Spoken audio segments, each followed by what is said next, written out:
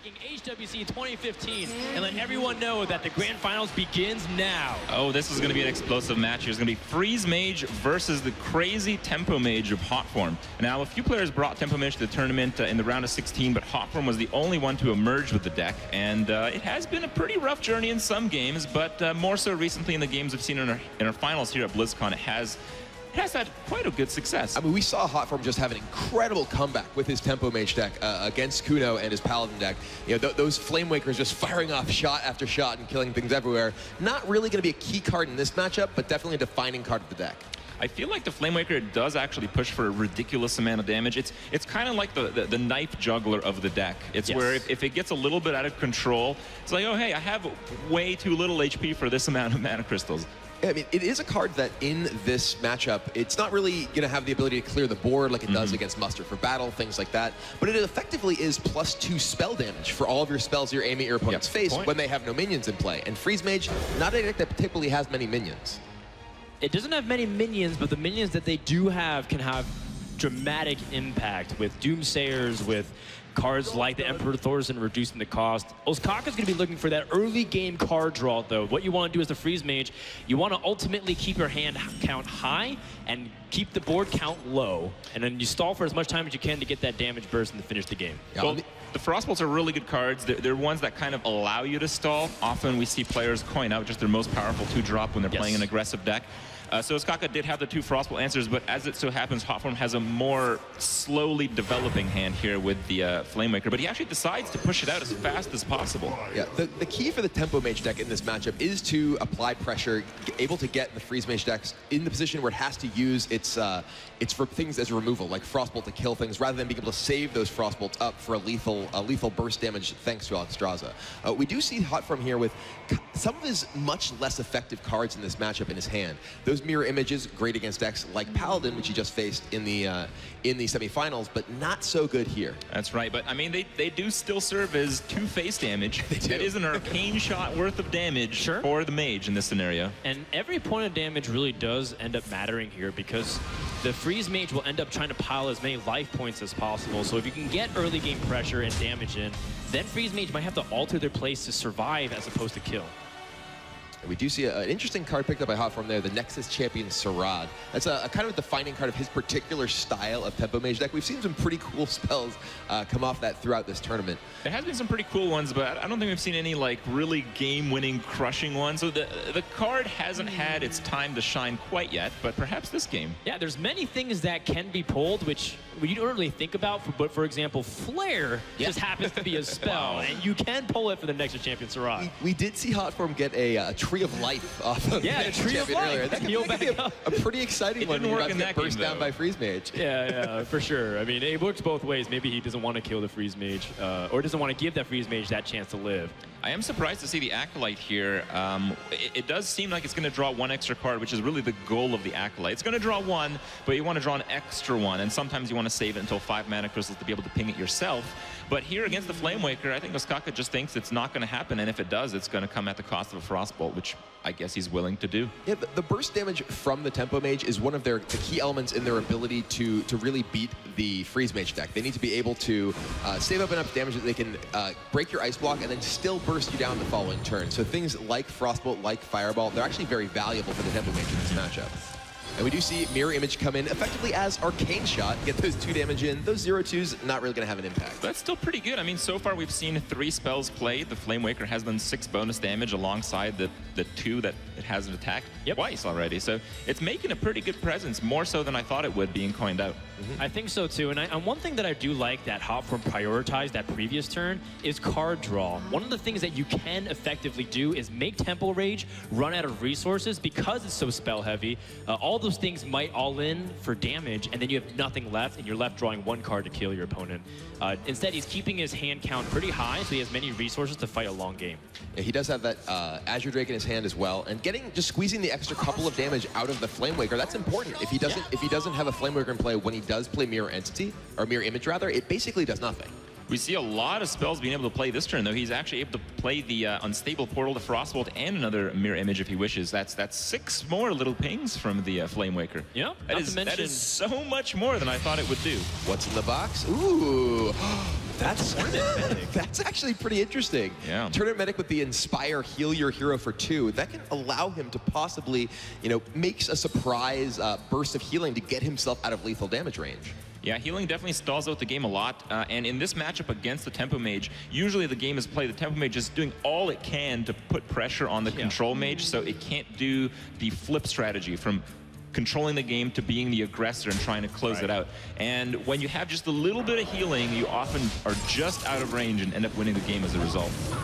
The flip side is, it's not the most aggressive card, so one of those things is, as you do drag on the game, one of those things that you have to be concerned is, outside of that Tournament Medic, what do you have to heal yourself? Because ultimately, healing 2 per turn is not really what Mage is truly concerned about. It's about, can you be too far out of the life range total for it to burst you down? Yeah, the big key is that it can just potentially open up a window for Hotform, where not necessarily he just out-heals the damage the Freeze Mage is capable of, but out-heals the single turn burst while he still is able to buy time to actually finish Ostkaka off. That's right.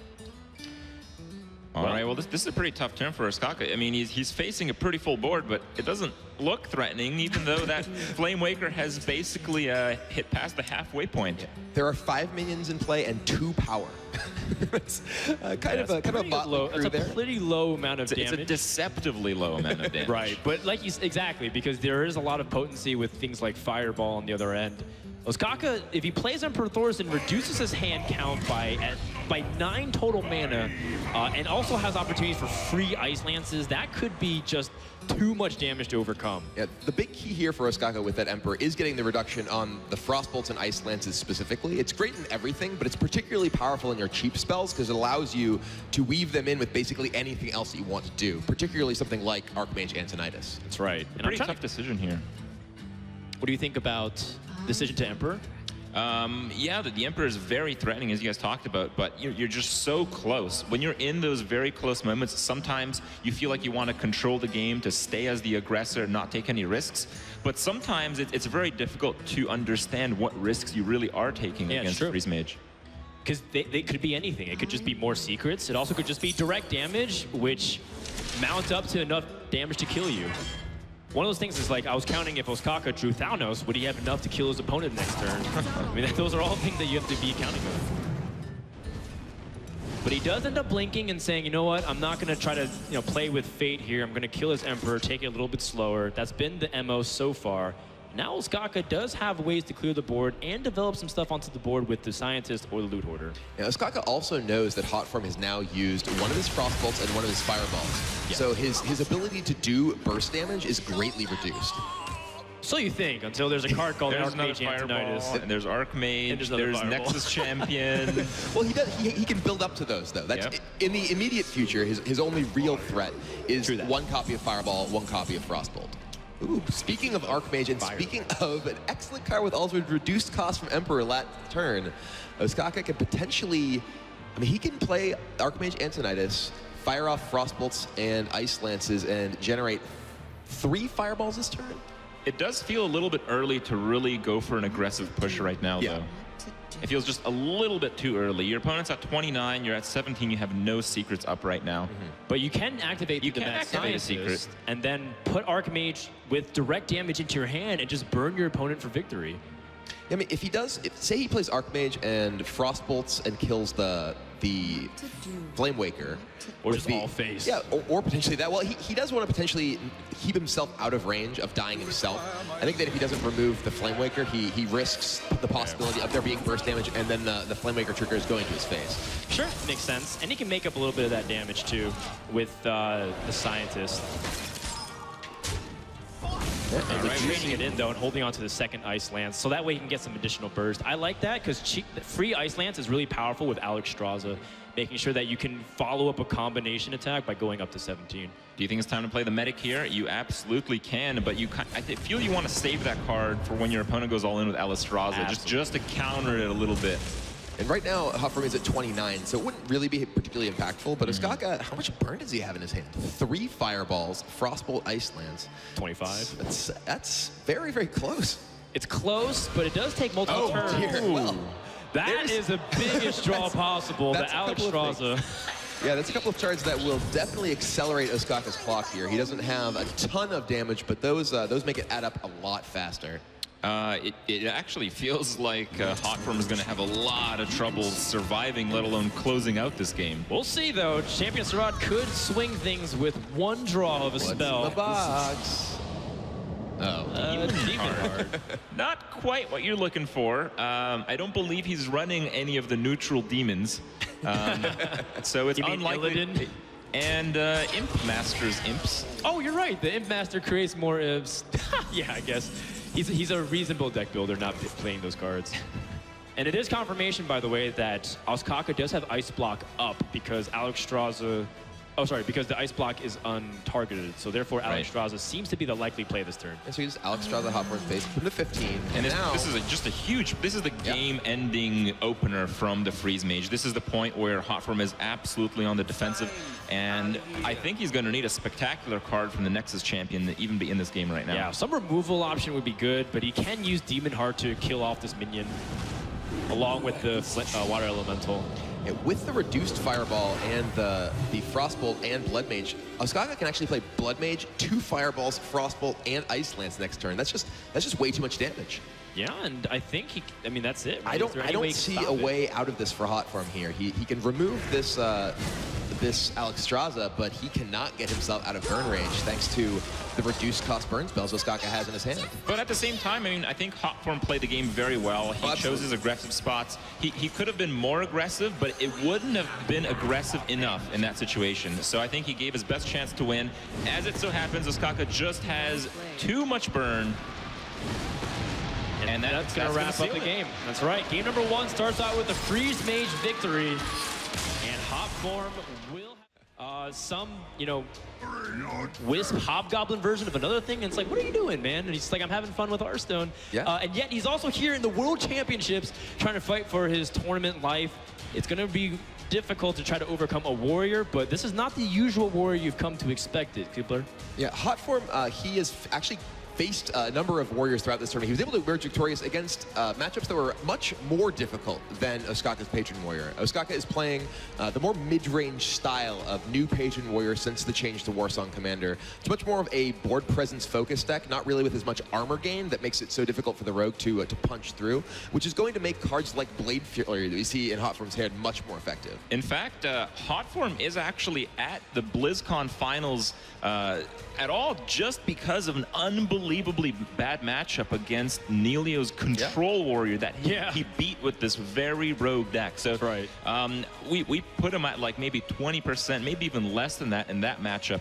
And somehow, on the very last few cards in the entire rogue deck, he had just enough damage to seal out the game. So, you know, this does seem favored for Warrior, but it is by no means a certain victory. It's a good point. Many people peg Freeze Mage versus that Warrior as one of the worst matchups in the game. A lot of people put the second worst matchup as the Rogue. So very impressive for Hotform to be at tournament elimination, to beat that Warrior deck and come here to the finals, but he's again in a similar spot. Can he overcome a Warrior deck? It is better though, because this Patron Warrior deck is much more mid-range centric, playing minions to try to ultimately get more aggressive as the game develops, but you're playing very slow early on. And the minions aren't that useful against Rogue a lot of the time with such efficient removal. Well, we do see 2 minions that are very good against Rogue in Ostkaka's hand right now. The Piloted Shredder, the Loatheb, even the Dr. Boom. These are all minions that can give the spell-based and tempo removal-based Rogue deck a lot of problems. It's funny you mentioned the Dr. Boom. I feel like the only reason Hotform even had a chance against some of these slower decks, particularly the Control Warrior that he beat, was because he's actually running the big Game Hunter in his Rogue deck, which is somewhat of an unusual tech because most of these Rogue decks have been mostly tailored to beat the aggressive side of the game. But in this case, Dr. Boom, I guess there's Grommash as well, but Grommash usually comes down when one player is about to lose. But it makes that target. In the prior version of the deck, there was no target for BGH. It was actually the Big Game Hunter killing Nelio's Grommash that won Hotform his ticket to this event. Yeah, that's right. I remember. It may not have been revealed up to that point either. Well, Ostkaka here has a very easy hit onto the Pilot Shredder. I think Hotform was disappointed not seeing a minion he can easily backstab with the Violet Teacher last turn, but he's just going to have to live with the consequences. Ostkaka also is going to be looking for ways to eventually get some good board flood with Patron, leading up into a good Dr. Boom. I think a Whirlwind here would be such a big deal. He has those crazy tempo Dread Corsair Pirates. He's got the Battle Rage. He's got the Grim Patron. So many creatures he can play suddenly. And if the Battle Rage lands on the board with multiple injured minions, it's going to be massive. And here could be game ending. Here we see Ostkaka play out the 2 copies of Dread Corsair. It does leave himself potentially vulnerable to a Blade Flurry from Hotform, but Blade Flurry is so key at removing Grim Patrons that I think Ostkaka is willing to make that sacrifice. In fact, I think he might even prefer it, Yeah, depending on how Hotform's hand looks, which is not very Grim Patron proof. He's got a bunch of Fan of Knives. He does have a Blade Flurry, but he just used up his dagger, which had that 3 attack on it. I think there's a pretty good chance we're going to see the Vile Teacher come out here. If you wait too long with that card, the Warrior's going to pick up some cards, and things are not going to go too well. But it looks like he does hold off another turn. It is interesting because you don't see a Death Spite, which is usually the biggest reason not to do anything. And in fact, Hotform is spending all these spells, which ends up meaning that his Violet Teacher won't get those additional 1/1s. But I can understand why. If you leave up any of those Red Corsairs and you play Violet Teacher, it dies. So he wants to make sure that the Violet Teacher can not only generate minions, but also stick to the board. Well, it's going to be forcefully delayed one more turn now that Lotheb hits the board. Yeah, Lotheb is so powerful against the Rogue deck because it has so many spells, but Hotform picks up an excellent play there with that Pilot and Shredder. That was so big. He didn't have anything else really to do other than Violet Teacher. Yeah, which would have just died, and it would have just no died. value to that Lotheb. Still going to get a bit punished here. It's unlikely that anything coming out of the Shredder is going to challenge the Lotheb, and I believe the weapon is just going to take care of the first Shredder base. Sure. And then you got Dr. Boom, one of the most problematic cards for a Rogue to deal with in the game of Hearthstone. How does Hotform fight back against this? He needs his big game hunter soon. Whoa, no big game hunter in time for Dr. Boom. What am I watching right now? It's really unusual. It almost feels scripted with the way some of those draws lined up, right? Like big game hunter just on time for Dr. Boom. All right, well, the Vile Teacher does finally come down. It is in a pretty good spot here as... Oh, interesting. Wow. I don't believe that is going to make any effect of this game, because that is such a threatening card with an army of 1/1 minions. It really is. Yeah, no doubt. Each of them become mini Wolf Riders. Oh, that was terrific. That was actually very, very good for Hotform, able to absorb the damage with the totem here, which Ostkaka still really needs to get off the board. Now, Hotform is considering being a bit restrained with the coin here. While it does develop a more on the board, he can develop the 1/1, he can develop the deckhand if he wants as well. I think he's really just playing around Whirlwind here. Yeah, but the deckhand does get that bonus damage as well. He can't clear the boom, but he can be more aggressive and make sure that the boom has less health so that he doesn't have to worry too much. SI's agent can clean up the following turn. All right, well, Battle Rage can be used here. There could be a Grim Patron Enrage Battle Rage turn from Ostkaka, and if he does draw into Whirlwind, that would be devastating.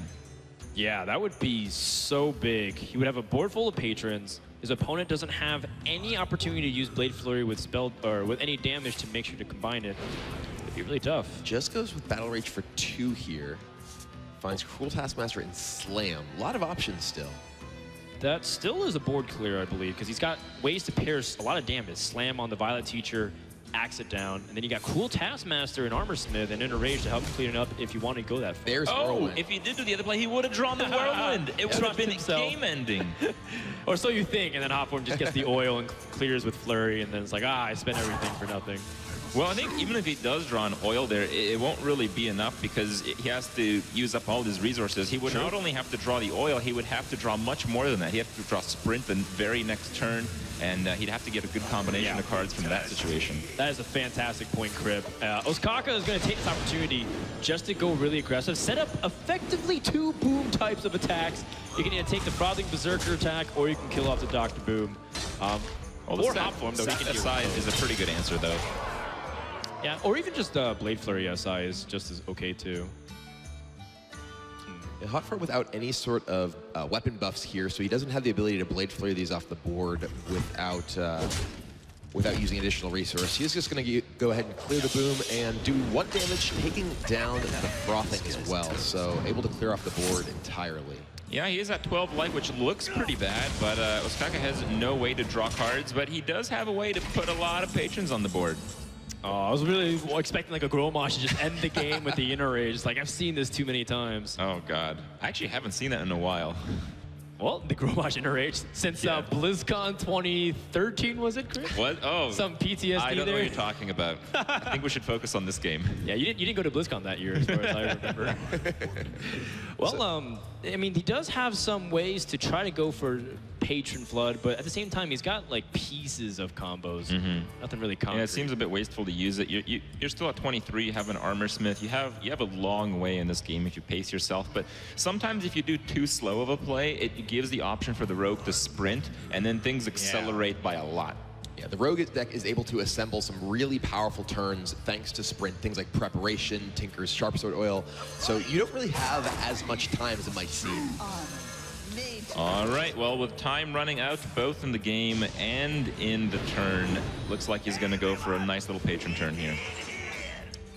He ends up going halfway, though. Doesn't want to use Cruel Taskmaster to fully commit in case a second Blade Flurry completely devastates him.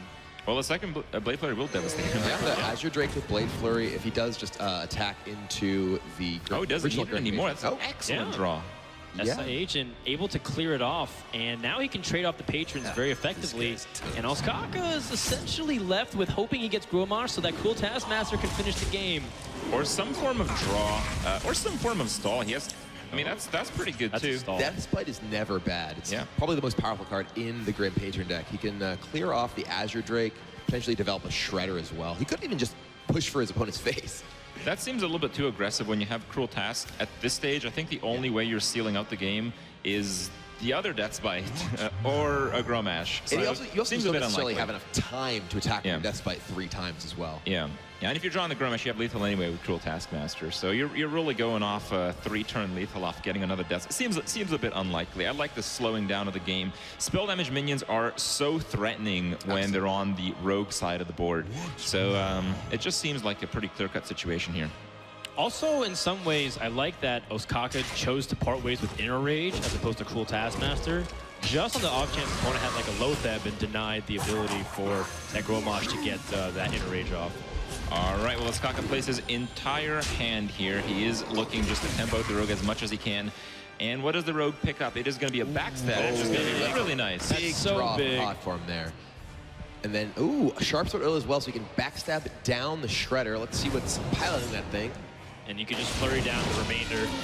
That will do it. It's a board clear for Hotform, and Ostkaka, he is going to be hoping for the Grommash. He's still in a position where Grom can just end the game immediately, but now Hotform is the one in the driver's seat. Potentially trying to survive. No. Acolyte of Pain, that's still a good draw. That's a very good draw. Both players are really looking for finishers or card draw, and Ostkaka gets some of that. He's going to get at least one card here, probably another one that's still going to be relevant in the game. And there's just a lot of cards that he can draw. We have to keep in mind, it's really the Rogue that has to finish the game quickly, as the Warrior has game-ending cards. The Rogue is going to need a combination of them. Yes. And with both players running out of steam, the Warrior is going to be further and further from dying, with the armor up being more effective than the dagger up. The Rogue does have Sprint that can draw at any time, which will allow it to potentially assemble those combos more effectively. He was one card off, but he still does have activators for Grom. The only problem is, will those be the activators that he's looking for? Because I believe the modern Patron deck only runs one Cruel Taskmaster. And so even if he drew like Inner Rage #2, he couldn't use it right now. Yeah. And the fact that he's at 11 health is so relevant because Grommash, just in Rage, only does 10. Right. Yeah, it's not only that. He's... This is 2-turn lethal. That is 2-turn lethal. Hotform has 12 damage right on the other side. Is it possible to get Sprint and 2 preps and 2 other cards? Well, his opponent's going to be at 23, so he has to generate another 11. oil in there and an eviscerate. I think it's possible. I think Hotform can draw into a lethal situation. There's just so much potential damage with preparations involved. But he needs Sprint, though, in order to get that ammo, because if he just draws oil, for example, he might not even have an activator. Like, Sap wouldn't even be able to go off, for example. Right. Ostkaka calculating every single possibility here. about what to do. Like, how can he die to 2 cards? How can he die to sprint? Actually, I don't think you can. I think the most damage Hotform can possibly do is 22, and Ostkaka can armor up to 23. Wow. That would be just precisely enough to live, assuming that even goes Hotform's way, unless he has Harrison Jones to disarm it. He needs the heal bot, actually. No! And preparation is not it. Prep's not it? I mean, that's kind of what Rogue struggles with. Drawing these cards in that sequence is not going to do it. Yep. A valiant effort from the Rogue deck, but it's going to have to pick a different fight. Yeah, here comes Grum. He can wait no longer. That's right. I would love Ostkaka just to hit the Lothar to show who means business, but he goes all face like a man. That's going to be a 2-0 lead for our Swedish player. Ostkaka continue his rampage. No longer is he in the shadows of his teammates and his peers. He is in the spotlight, 1 game away from becoming the Blizzcon 2015 champion. Both players with pretty good starts here. Yeah, these are great opening hands. The Wild Growth, exactly what Hotform is looking for. Ostkaka has Violet Teacher, which is one of the very, very powerful cards to start generating a large board presence that's difficult for the Rogue to deal with. Yeah, the Rogue, like you said, having that coin is just so big. Being able to get Violet Teacher out ahead on Druid is also really big. 5 health is a really good sweet spot because Druid usually needs to commit a couple of things, the hero power and some removal spells, or even minions that they don't want to trade favorably into it. But even a Shredder, for example, doesn't go into Violet Teacher well. So if Ostkaka can get ahead of his opponent on that, he'd be in a good spot. What Ostkaka really wants to go with that Violet Teacher is a preparation and something like Sap or Eviscerate that'll allow him on the 3rd turn to play his Violet Teacher thanks to the coin, and then use his preparation and removal effect to just get ahead on the board and put the pressure on Hotform to respond. Oh, yeah. All right, well, let's see how it starts here. Looks like it's going to be the Wild Growth, potentially a Keeper follow-up if some little minion comes down follow. Double Violet Teacher with a few spells might not do the trick too well, though. Well, there's part 1 of the preparation Sap with Violet Teacher. It depends. I mean, Hotform could hypothetically just draw spells, or, you know, Keeper the Growth suboptimally, like just on curve here. Those kinds of cards don't really help too much, and Ostkaka might be given his most valuable resource, which is time against Druid. If he was able to get through the early game without taking too much damage, that is the point where a lot of Rogue players will be like, yeah, it's favored against Druid. Right, but that's really the point. I mean, this is a game of pressure. Both players have a lot of burst, a lot of damage. Wow. Not necessarily the minion that you want to prep Sap, but definitely going to allow Ostkaka to potentially set up for a really explosive turn. He may go for it. Just a Violet Teacher here seems fine to me, though. You can get 2 Violet Teachers on board. That's right. Sap. Yeah, that just starts to be explosive. It allows Ostkaka to generate an enormous board, and Hotform picks up a big game hunter. Not really what he's looking for here. Well, Hotform is just going for it. Like I'm saying, this game just has to do with damage. Once one player is too low on HP, suddenly they have to play so defensively. Yeah, and I mean, Ostkaka doesn't need that, though. He just picked up Backstab with Violet Teacher. That gives him the ability to backstab with getting tokens and then use preparation with either Deadly Poison to remove or something else. He also could choose to take it really slow. Preparation often is used to combine with Sprint, but I think this is the time to seize tempo. I think he might hold on to his preparation here. He use the Violet Teacher and backstab, get a minion right away, use his Violet Teacher to kill one of the keepers that was backstab. Then he still has a reasonably strong board presence and has preparation Sprint with that Sap to take care of a big minion like the Ancient of War waiting in Hotform's hand. Yeah, I think if you use the preparation to be just only a little bit aggressively in the start, not sealing out the full tempo portion of the game in the opener, it might actually prevent you from being able to cast Sprint at all against a high pressure deck. Hotform really wants to find a swipe right here. That is Wild Growth. Great card, not when you want it, though. Well, you might as well play it because nothing else is really going to make much of an impact this turn. Yeah, Ostkaka is going to be in a really dominant position, though, because now that Violet Teacher has lived, which means he's going to get some really powerful turns in just a couple of minutes. In fact, he can prep Sprint and play Deadly Poison afterwards if he wants. Ostkaka is starting to really snowball an advantage in this game. Allowing that Violet Teacher to live is putting Hotform in a really rough spot. And that is a board clear as well. It does set up, again, another very good swipe, but that would take Hotform almost his entire turn in order to deal with it. So that's one thing that the Rogue is excellent at, leveraging the board for a win. And with that Sharp Sword Oil draw, this could be potentially the last couple of turns. It doesn't look that way, but with 30 health only against this kind of board, it can just light up 30 health. how far we've come. I was actually thinking that if there was a prep there instead of an oil, it would have been game over instantly. Yeah, he would have played the Deadly Poison and prepped the Blade Flurry to clear the board. Yeah, Hotform with the Ancient of Lore to draw some more cards, trying to find something that'll get him out of this. Wow, one card off. No, another preparation. Well, I mean, there's also something to consider is the Violet Teacher adding more tokens on so the oil doesn't always Well, it could just be... Yeah, okay. That might be a problem here. It depends, though. I mean, one of those things that Ostkaka still might not care. He might just develop Farseer and kill off this and then end up going for a more slow approach as opposed to trying to kill him this turn. Well, the attack here does seem to suggest that. Yeah, Looks he like can it's gonna be it. Yeah, prep oil. And I mean, that just sets up a 2-turn lethal, unless he has lethal this turn, which I don't believe I see it. Yeah, he's just able to sap the Ancient of Lore back to his hand. Has an enormous board presence. All right, well, setting up for potentially the end here, but there is swipe in the hand of Hotform. That's what he's been looking for. That's what the Ancient of Lore was able to keyly draw. Still, though, he's already down to 12 health, facing down that oiled up weapon already. He can only get rid of one of the Violet Teachers very easily. Still a lot, though. I feel like really a big part of this game was the fact that the oil landed on a minion that could attack that turn. Right. As 3 damage is quite a bit in this situation. I mean, he's 1 damage off right now.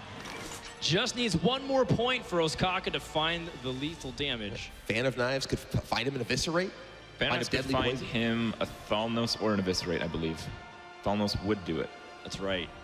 Any additional damage, if he drew Deadly Poison as well? Yeah. Fan of Knives? Ostkaka is very narrowly away from just being able to kill Hotform this turn. The But thing you have is, to though, keep in mind the burst of the Druid that could happen, right? I mean, some really bad things could happen on the other end. So it seems like he's going for a safe play here, and you can't really fault him for that because, you know, Druids have some crazy burst combinations. all right, well, he's going to set Hotform to probably his last turn unless he can do something dramatic here. Because the problem is that even if you play Ancient of War, he can still Blade Flurry past it, and Ostkaka might be able to find the damage anyways. Looking at if maybe he can drop another minion or he needs the hero power. 5 health is enough to survive an Eviscerate directly. No, I believe that's it. I believe that Azure Drake is it. Oh, that's it! It is it! Ostkaka will be your 2015 Hearthstone World Champion.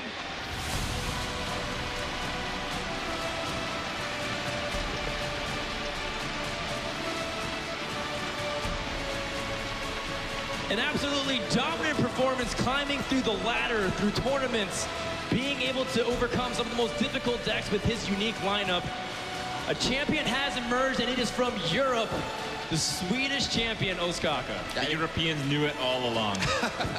See him up in the stage just now with Tice, you know, congratulating him. Had to go through his fellow European, Tice, to get here, but an absolutely dominating performance in the finals. Absolutely thrilling journey has concluded here. Let's take a moment to recognize Ostkaka, go into the stage to hear some of his thoughts. Ostkaka, you were the player that the pros said would win. You are the player who has been doing amazing things in Hearthstone since the beta. What does it mean to you to be on this stage as our 2015 Hearthstone World Champion? It just means so much. I've been working on this the entire year, gathering points on the ladder. My mind's just overwhelmed right now. I barely even realized that I won the semifinal. It's just a long day of intense matches, but I'm super, super happy, of course. Well, I want to give you the opportunity to address the fans assembled, everyone watching at home, and all your peers who are gathered in the wings to congratulate you. It's the best event I've ever been to. Thanks for cheering, all of you.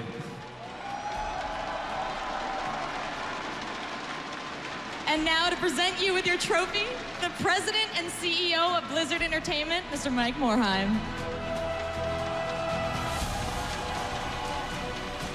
I'd like to award you this trophy on behalf of Blizzard Entertainment and the Hearthstone community. 2015 was such an awesome year for Hearthstone esports, and you should be extremely proud of what this trophy represents. We're very excited to continue growing Hearthstone esports in 2016, but for now, this is your moment, Ostkaka. Congratulations.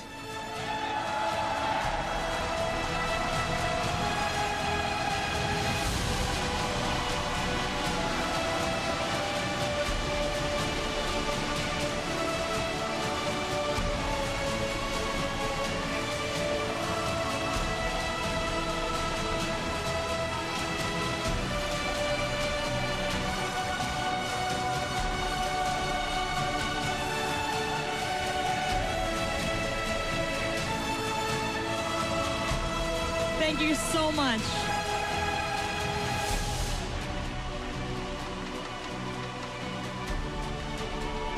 Thank you so much to the community for supporting Hearthstone esports in 2015. We can't wait to show you what we have in store for 2016, starting with DreamHack, the first point giving event of 2000.